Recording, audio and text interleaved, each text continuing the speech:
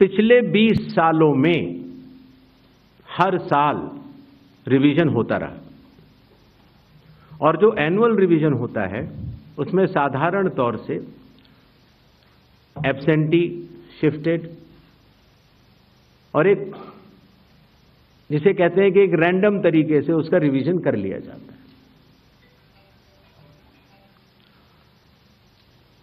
जब पिछले 20 सालों से इंटेंसिव रिवीजन नहीं हुआ, हालांकि पहले होते थे, अभी तक भारत में 10 से ज़्यादा बार स्पेशल इंटेंसिव रिवीजन हो चुके हैं।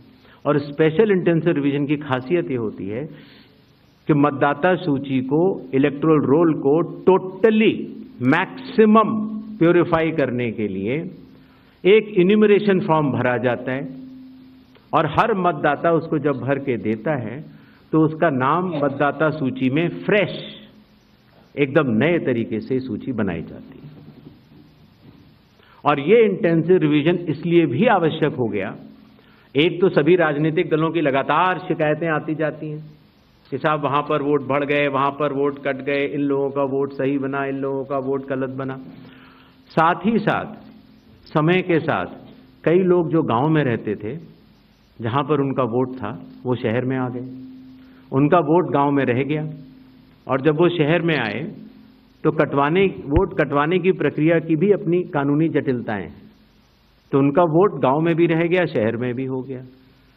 और आजकल आपको पता है, जैसे जैसे भारत का विकास होता जा रहा है वैसे वैसे लोग शहर छोड़ के भी दूसरे शहरों में भी जाते हैं।